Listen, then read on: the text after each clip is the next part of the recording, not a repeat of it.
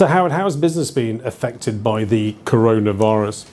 Well, the coronavirus has affected us like all businesses, but perhaps less than most, because we are so widespread around the world with offices in lots of locations. So none of them have been perfect, but none of them have been a disaster area.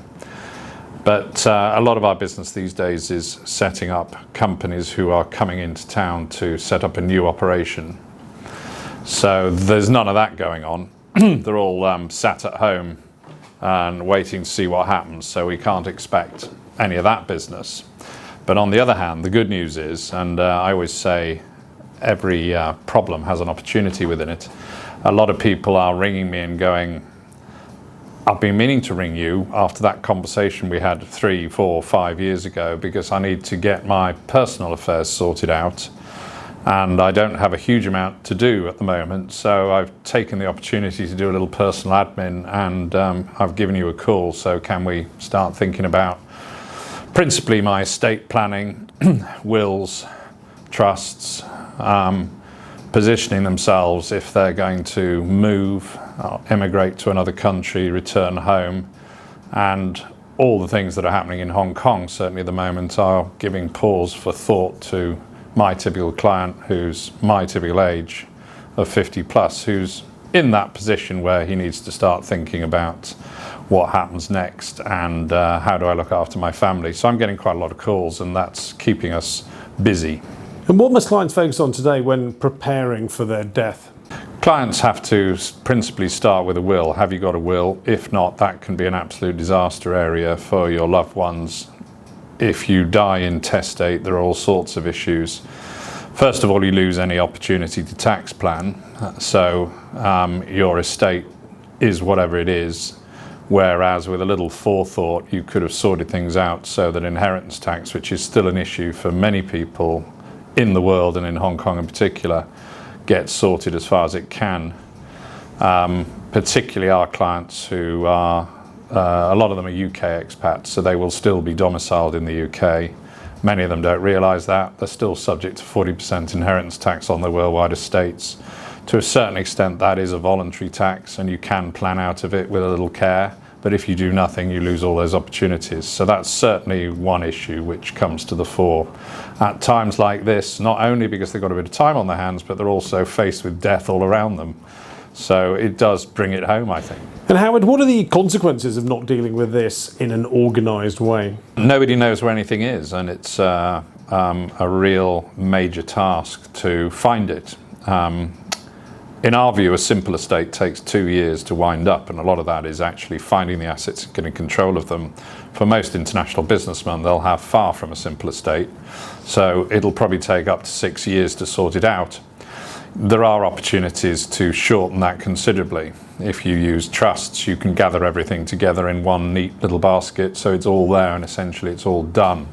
So there's nothing to do if something happens to you at a time when your beloved are grieving and least able to deal with all this stuff. So we recommend that you sort your affairs out in an orderly fashion. Trust is one way. A will with a file with everything in it is another way. That doesn't generally bring any tax savings, whereas a trust might. But one way or another, you need to think about it if you have any intention of not leaving your loved ones in a mess after your demise. And what are some of the obvious mistakes that clients make? Not having a will at all is one, as everything would then automatically go to your nearest of kin, which is your wife. That may be as you want it, your spouse, that may be as you want it, but you lose the opportunity to leave assets in a control manner to your children with a tax saving there. So that's one obvious pointer for UK people, where failure to have a will is going to be an immediate cost on an estate worth a reasonable amount, say, even if it's just worth the average price of a house these days. And Howard, in addition to trust, what are the other options available to clients? Yes, there are, and a lot of people are fundamentally uncomfortable with the idea of a trust because by definition you have to trust somebody who is going to hold the assets for your chosen beneficiaries. If you think about it, that shouldn't be such a big problem because your only other way of giving away your assets is to use a will, in which case assets get given to your executors, who then have to distribute them according to the terms of the will. So one way or another, you've got to trust somebody, either your executors or your trustees. But an alternative structure, which is finding a lot of favour and is much more easily understandable, particularly by those who are not familiar with the common law principles of trusts, is to use what is generally known as a family investment company. And under that scenario, assets are donated or sold to a company. It can be a company incorporated anywhere in the world, but tends to be the case that offshore companies work best because they're simpler and easier to administer. As many people will know, a company issues shares, and typically a share has three characteristics: votes, the ability to receive dividends, so the right to income, and the right to capital. So those are the three characteristics. However, shares could be created so that they have one, two, or all three of those.